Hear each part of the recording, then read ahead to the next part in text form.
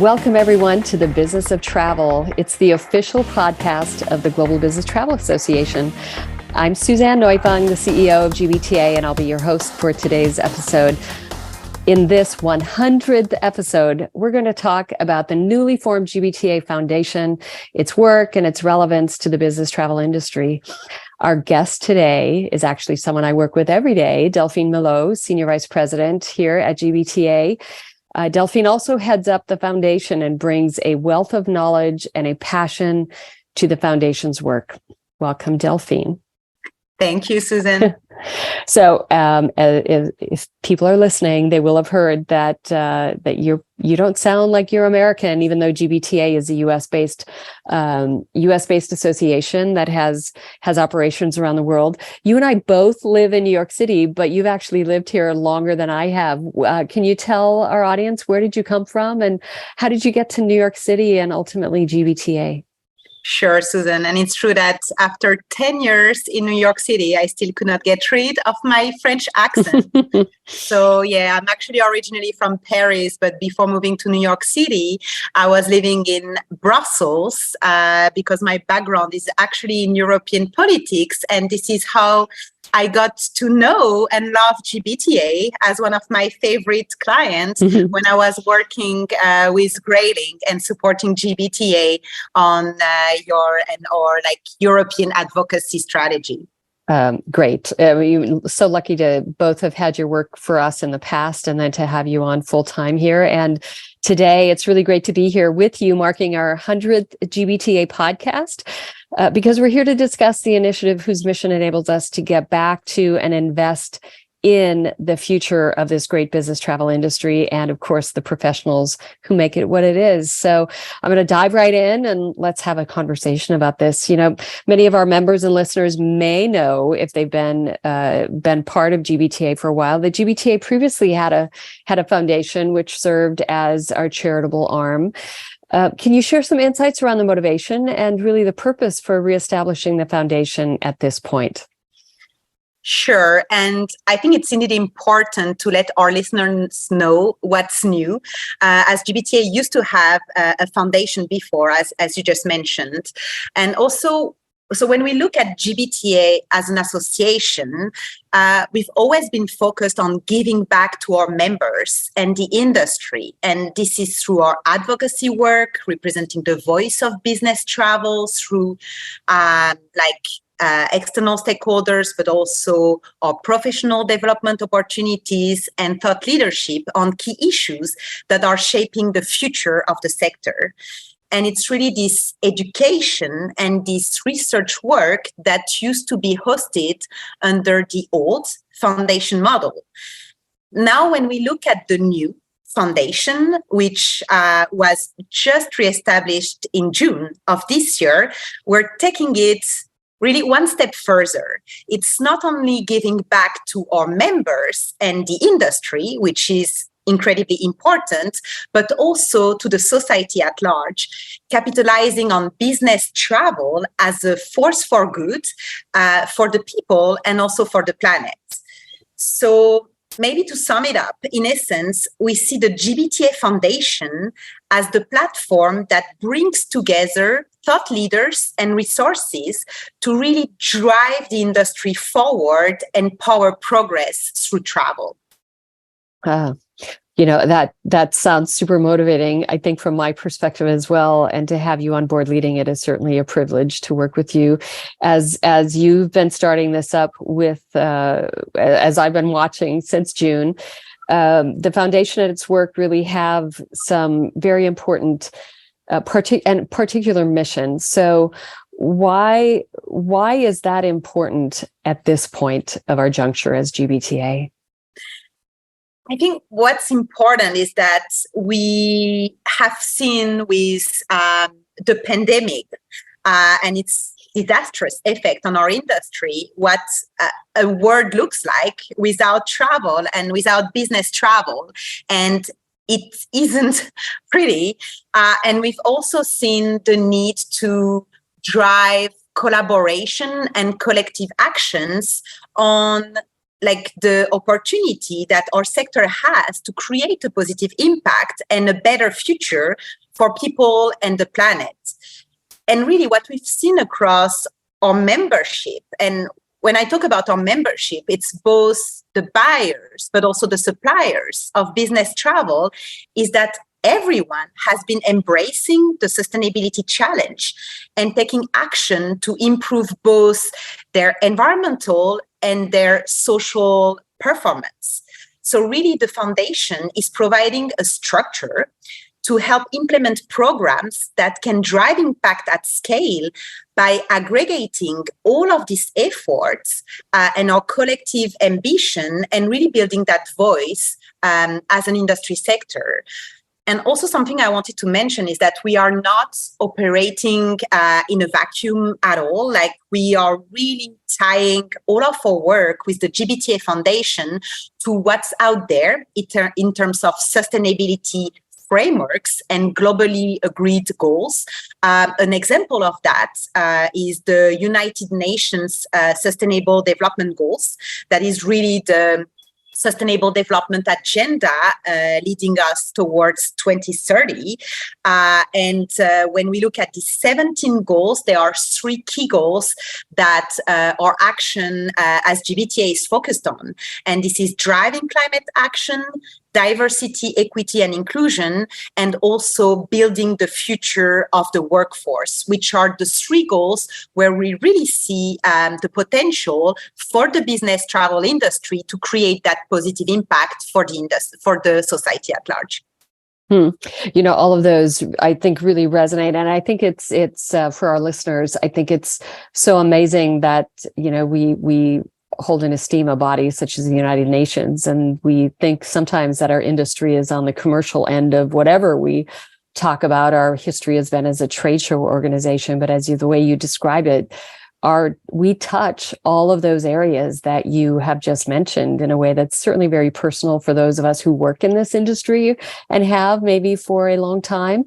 And ultimately, I think through certainly what I've noticed through the COVID years is that when you don't have something, you really understand now what you miss when you don't have it. And I think as you described it, this sustainability and making sure that our industry is in the long term sustainable and that we can actually lead the future for certain elements of that certainly seems to be an impactful way to approach it. So I appreciated your answers for that. Is there more a specific area, like primary areas of focus for the foundation that you have put together, and then can you tell us what about those programs or primary areas of focus? Why were they selected for the foundation, especially?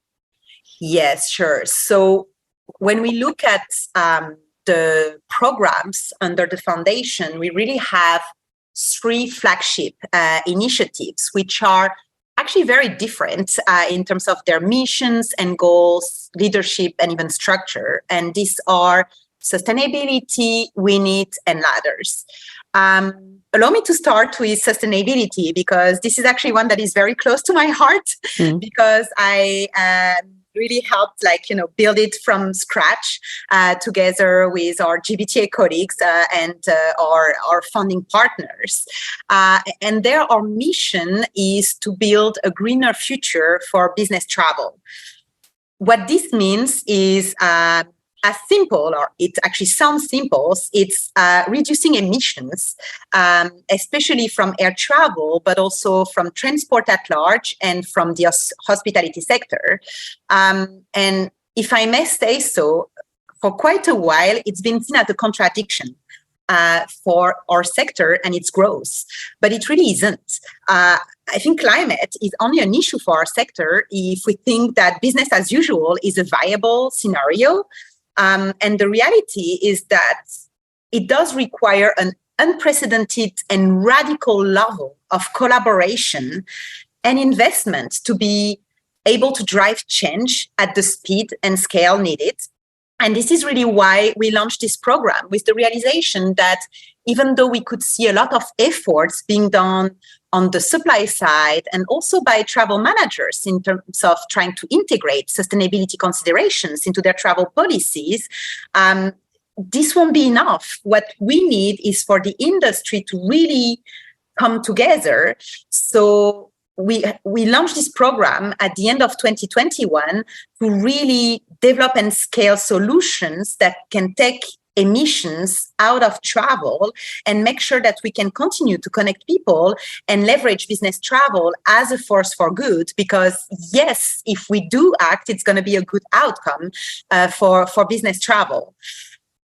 So that's really the planet side of the foundation. And then we wanted to make sure that we don't forget that, it's not also all about emissions and climate action. And it's also about the people, meaning the people who travel, the people who are employed in the business travel sector, and also like people at large, thinking even of people who may join our industry and be able to make it such a great sector and rebuild the sector post-pandemic. And there we have two programs. I referred to Win It and Ladders, and these are really well established, and they've been very successful for many years in supporting the people side of our mission. And if I may, so explain what's behind those two names. So Win It stands for Women in Travel. This is really about empowering women to progress in their careers and break that so-called glass ceiling. And such successes are being celebrated at our annual Win It Gala.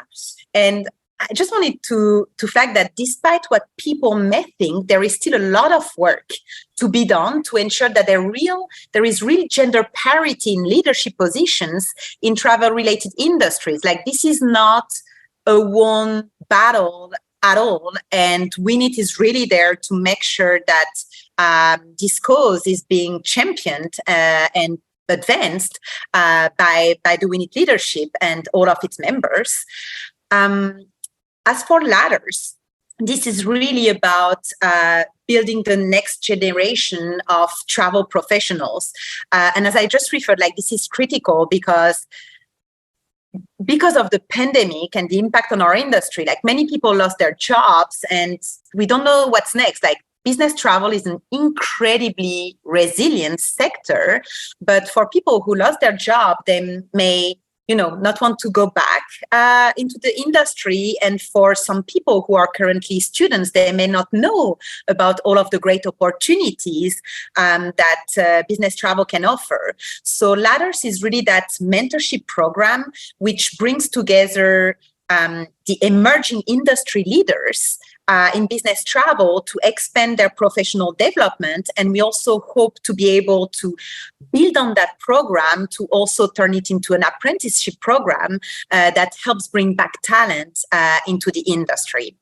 Sounds super interesting. And I think as an underlying component of that, certainly in the people area as well, I think you also have, there is a connection to GBTA's other diversity, equity, and inclusion activities as well. Can you explain how that coordinates with the foundation? Yes, absolutely. So D&I is really a pillar of the foundation, but it's not a program, or maybe I should say it's not yet a program per se. We have a very active global D&I committee and really plan to capitalize on this group and the passionate DEI leaders on our foundation board as well to make sure that we can actually promote diversity, equity, and inclusion across all of our existing programs. So this is Ladders and Win It, and also in everything that GBTA does. We really feel that this is how we're going to be able to implement D&I. It just needs to be not something we're doing on the side, but something that is taken into consideration in everything we do under the GBTA Foundation, but also as GBTA overall. I think as you lay out both that structure and some ready-made things that were ready for foundation structure, as you just described it, beyond these programs, how is the foundation structured? Who leads and sets the priorities for it? So we do have an independent foundation board of directors. And so this board was appointed by the elected GBTA board of directors, and it gathers global industry travel leaders with key skills and a real passion in the areas that our foundation is active on, including climate action and D&I. Their leadership and input have already been instrumental in making sure that we have the right ambition and also proper governance, which is very important for a foundation, in place to maximize the impact of our programs. We actually had our first meeting only a month ago in New York, and the magic that happened with everyone in the same room is really a testament that we assembled the right group of industry leaders to guide our efforts and champion business travel as a force for good, which we did identify as the core overall mission for the foundation. Travel is a force for good. I think those are all words we can take to our day jobs, those of us in business travel, for sure. And I think it's important to also remind our listeners that what we do in this space for business travel will set the pace really for consumer travel as well, and for leisure travel, because in a way, the organized approach of procurement within our space means that business travel may actually be the tip of the spear when it comes to action for solving some of the planet's biggest issues, right? Whether they're people or climate related. Specific to climate, though, I know that you and I have recently come back from Brussels, where we successfully held our GBTA's first ever sustainability summit. Certainly in terms of foundation involvement there. You were there also with your sustainability hat on. What would you say is being prioritized now and in the coming year in terms of climate action regarding both what was discussed in Brussels at our event, but also in terms of the other councils and various advisory boards who work with you on a weekly basis? Yeah, now thank you for bringing this up. And I think when we look at the summit, the level of engagement we had in Brussels, we had close to 300 participants that were gathered in a room talking about climate action for the entire day. Many people actually came to me after the summit saying they didn't think it would be even possible to gather such a large group of buyers and suppliers around the topic. But that really shows to which extent climate and reducing our emissions has become front and center for industry. I think something that is also a key takeaway from the discussions that we had in Brussels is the level of support that was expressed by the high-level officials and politicians that were speaking at the event. It was, I think, both unexpected and, to be frank, quite amazing. They really stressed that they want to make travel cleaner, safer, more digital and smarter, but that they don't want to cut on travel. And that's what the EU, because since this was in Brussels, most of these policymakers were from the European Commission and the European Parliament, they really explained that their legislative push is about enabling all of the modes of transport to transition to low carbon fuels, but that they do not want to curtail on the vital connectivity that is offered by travel. They said that travel is an engine for growth. It was even brings peace to our society. So clearly there was a really high level of support and commitment from policymakers to be working together with GBTA and our members and our industry to be solving all of these challenges that we're facing. And in terms of how, to your question, this will translate into GBTA sustainability work and our climate initiative going into next year, we will really focus on scaling these solutions that can effectively take carbon out of travel. And this is sustainable aviation fuel, better availability of charging infrastructure for electric vehicles, and also better connecting modes of transports like air to rail to also increase the share of rail as a cleaner mode of transport. Something that was really also cool, almost like innovation we had at the summit was this plenary think tank session with all of our attendees to start to outline a climate action plan across the 5 pillars of the Glasgow Declaration, which is a commitment that GBTA just joined a few months ago. These pillars are measure, decarbonize, regenerate, collaborate, and finance. And what we will do with the outcome of the think tank session we had in Brussels is that we will define these key actions and drivers of change, not only on the buyers and suppliers side, but also the call to action to policymakers and the civil society, and also actions in terms of what individual business travelers can also do to kind of change the way they travel and travel more purposefully. And finally, if I can just make a last point on this in terms of our priorities going into next year, I wanted to stress that coalition building is really a key part of our work moving forward.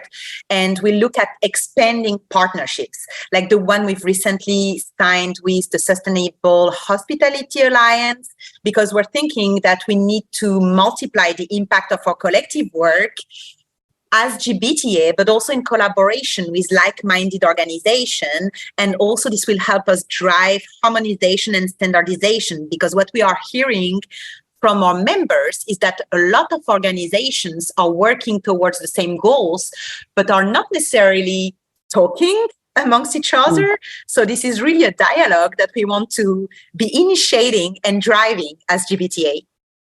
You know, it's interesting when I think of business travel and the purpose to even have that as part of the way that we do business. It's to connect people. You travel for business in order to have meetings and to connect with people face to face, right? And the fact that you're saying we can help drive that connection, because at our core, that's who we are. That is such a heartening thing to hear you say, Delphine. So it sounds like we have exactly the right leader leading the charge with the dot connecting capabilities that you bring to this role. Certainly in terms of the work of the foundation ahead, and I know it's early days, but how can both members, business travel professionals, and even companies get involved in the foundation's work going forward? So I would like to encourage everyone to just take a look at our brand new website, gbtafoundation.org, to just get more familiar with the foundation. A lot of the mission work and initiatives I described are just like available in there. People can also find the resources we've been developing, including our positions, studies, and even the first models of our sustainability toolkits are made available to the public, because as we said, the foundation is about giving back to more than just our members and to the society at large to tell the great story of business travel. And I would also like to say that everyone can help fund our efforts and our programs. It's still early days, but we've been truly encouraged by the number of companies who decided to support our mission and are directly impacting the success of our initiatives. It really shows our sector cares about its impact and driving sustainable growth for business travel down the line. I think those are words to both grow by, as well as to thoughtfully look at our industry and our future and the sustainability message that we have, both from policy all the way through to action, and ultimately delivery of great solutions to keep this going. So thank you. Thank you, Delphine. Thanks for all the passion you bring to your job and to this industry. I know that our listeners, as well as I, appreciate all that you have shared today with us, and certainly about our plans and opportunity as an industry to grow sustainably going forward. So thank you all to all of our listeners for being here with us today. And thank you, Delphine, for joining me for this conversation. Thank you, Susan, for having me. As you said, this is a topic that I could speak about all day long. So I really appreciate the opportunity to tell you more about our work under the foundation. Thank you so much for being here. You've been listening to The Business of Travel, the official podcast of the Global Business Travel Association. For more information about GBTA and our work, visit gbta.org and be sure to rate and review us wherever you get your podcasts. Until next time, thanks for listening.